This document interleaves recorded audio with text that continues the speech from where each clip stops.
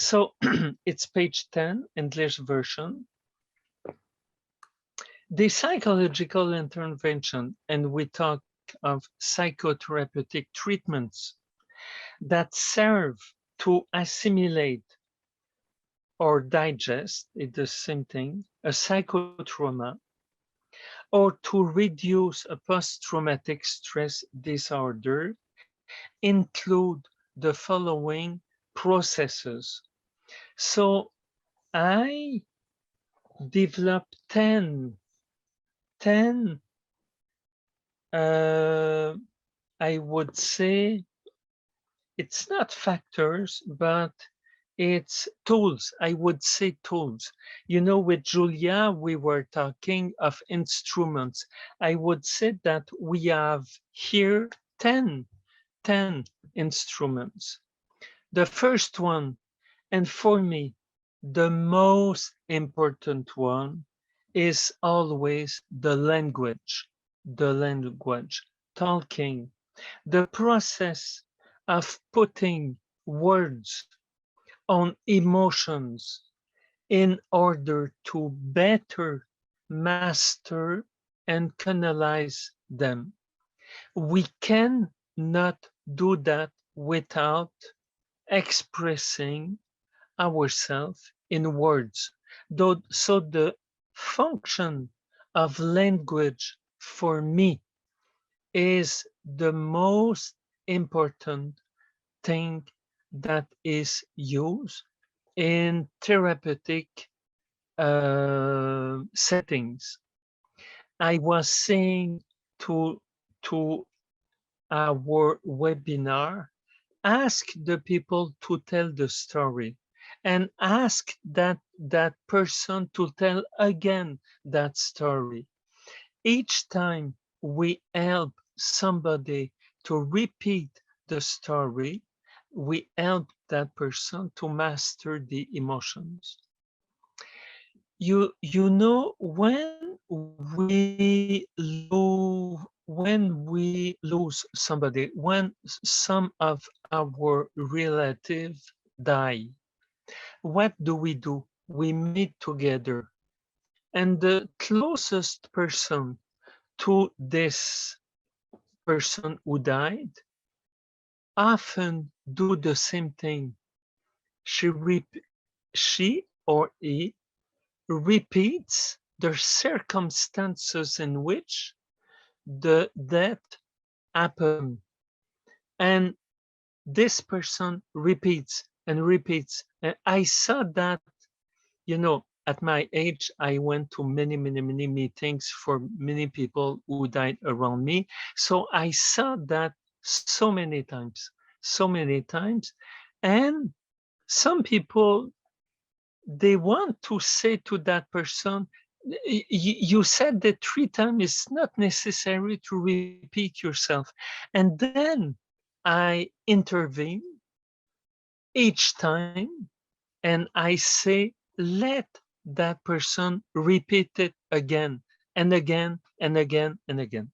So the function of language is so important. That's the first thing. The second thing is the restoration of connections between thoughts, memories, and emotions. When you have a trauma, it's like an inner explosion. Everything goes in different directions and disconnected. You have memories, you don't feel anything. You have emotion, it's not connected to something. So we have to put all this together and we have to make connections. So when I ask somebody to tell the story, I ask, do you remember this? Do you remember that? And how do you feel? Tell me, how do you feel? How do you feel presenting that to me now? And sometimes the person will say, I don't feel anything. I'm just telling you that I don't feel anything. Then I force the person, okay, stop. If you were hearing that story from somebody else, what you would you feel? Then it ends, the person will say, I would find that sad. Okay, so come back into your own personality, and you went through that. Don't you feel sad that this happened to you? And I force the reconnection. You see, this is a very important tool. We will have to discuss that. I will discuss that at the workshop. For me, it's too important. Third one, catharsis of the traumatic event.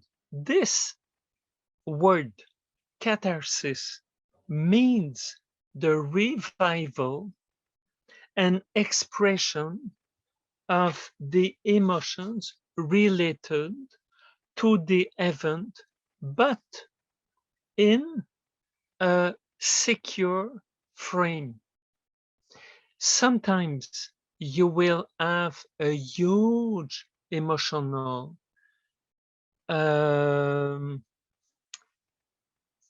how can I say that? Expression, a huge emotional expression, but it is in a protecting group. It is in a safe place, a safe nest, a safe shell. It is with the healthcare practitioners. It is in my office. So it is a place where you can cry and deeply, and you can make noise. There's no problem. I will give you an example. I had a young woman. I work with her many years. She had a trauma. I could, with the information I had, I could place the trauma at around 3 or 4 or 5 years old. I was not sure, but it was around that time of her childhood. I didn't know what happened, but I was sure that something happened. We tried to find it. We tried to force memory. We could not find it. One day I asked her to ask her mother to come to an interview. And then previously I called the mother and I asked the mother to make a story of the development of her child from 0 to 10, up to 10. What happened to that child from 0, from the birth to 10? I did not want to give her any cues. So, but I was sure that that window I would find something. Yes. So this mother came to my office. She explained that her child, when she was, her, her birthday was in January. So she was on her fifth birthday. The mother start, but the child didn't know that at all. The mother start dating another man.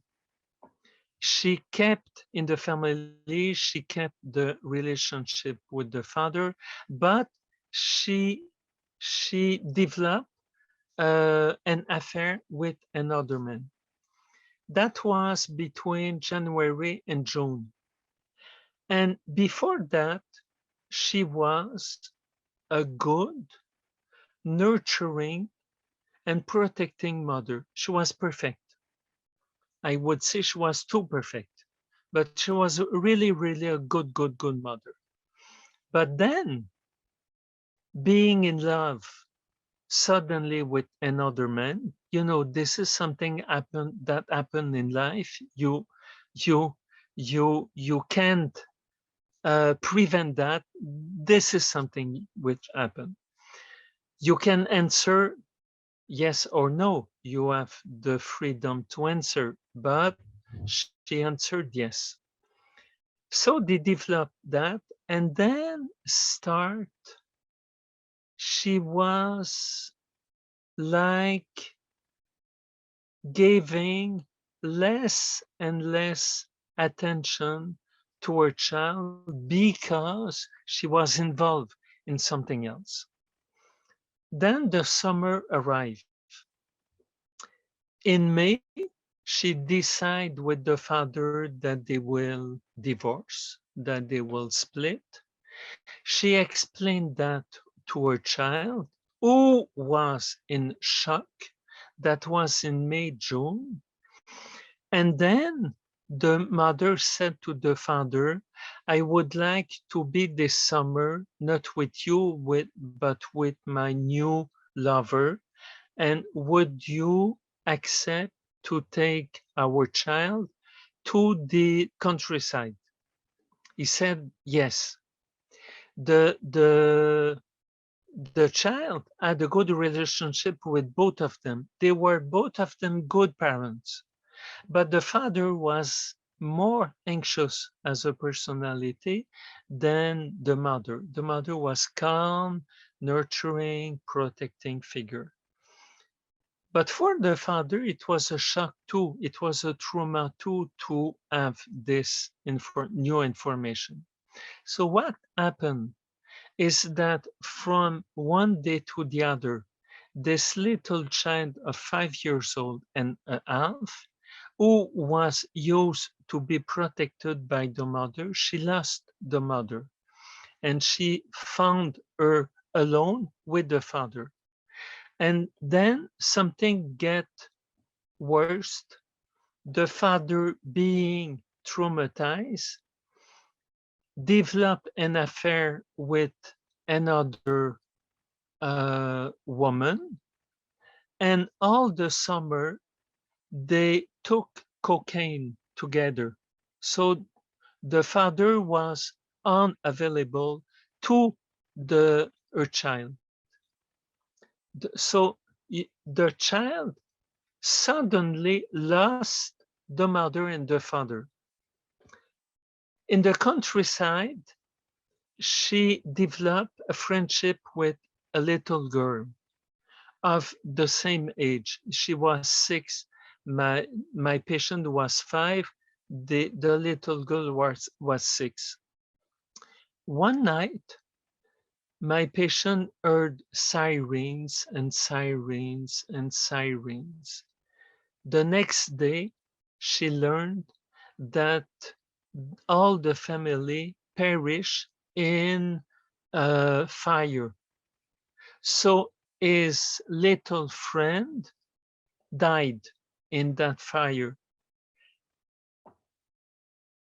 So you understand that success, successively she lost the mother, the father, and the friend. When she came back at school, she did not want to go to school, but she did not remember anything of that. It was because I asked the mother to come and to explain me what happened, and then I asked many and many questions. But again, we found the trauma. We could understand what was the trauma, but we still had a disconnection between this information and the emotions. So I brought my patient to my classroom with my students, and I asked her to tell this story to my students. And it was only when she saw tears in the, yes, in the face of her students that she became emotional, and then she cried and cried. I am telling you that, and I am still emotional about it, you see. But we succeed. We succeed. She cried so much, so much. And then I ask each student to come and to sit in front of her and to reassure her and protect her. And they were fantastic. So that night we repaired the trauma. You see? Yeah, that is that catharsis that she it's her first one. It's her first conscious it was in a safe environment. absolutely, Yeah. absolutely. It was a great, great catharsis. I was happy, she was happy, everybody was happy. We were all emotional. It was good. This is something that will happen in our workshop when A I lot will of be time. with Yeah. you in Ukraine. I'm sure of that. I'm sure of that. So this is catharsis. Thank you, Jules. Thank you. This memory restoring. So what I did with this patient, I make her remind some events of her past history. I could not, I work when I say I work a long time, I work 8 years. 8 years I was like a detective searching and searching and searching. And then when we have her mother, it was possible to put that together. But I think that if I have asked the mother to come earlier, she might be not ready to share that information. So we had to wait a lot to be able to do that. And then we I work with my patient about memory restoration. And then we repair the psychotrauma with connecting all the emotions, uh, repeating the story, and all this. And 6, we change negative emotion, which is shame, guilt, anger, doubt, everything, by positive emotion, trust, hope, good self-esteem, and good self-image. So knowing what happened and knowing that it is possible for her to never find herself in such a situation of um, total isolation, then can change the emotion. And then we integrate a new identity. But we can't develop a new identity without the history of our past life. So we reconstruct the identity, and then when we are able to that's okay. When we are able to understand the story, to have the catharsis, to restore memory, then we can change the emotions. We can change the negative emotions to positive emotions. And negative emotions are emotions like shame, guilt, anger, doubt, things like that. And on the opposite, um, good and positive emotion are trust, hope, good self-esteem, and self-image. So these are good emotions. When we have that, then we develop a new identity. We construct a new identity, which is better integrated. Because in my example, a part of the story of my patient was not integrated to the present life, it was separated. And from that were coming anxiety symptoms. When we solve that, we diminish with time the anxiety. When we do that, good emotions, integrated identity, then we feel we have more power, we have more capacities, we have more tools. So we feel a good self-esteem and a good power. We feel empowered. And then we develop new skills, abilities, capacities in personal, intimate, instrumental relationship, in work, social functions. So we become again able to cope with the other people and reality. And the last one, and the most important one, is resilience. And I want to read very slowly what is my definition of resilience. It is the capacity to respond to a perturbing event, traumatic event, with flexibility, with the ability to adjust oneself and to adapt to the situation, to control and to master the overwhelming emotions.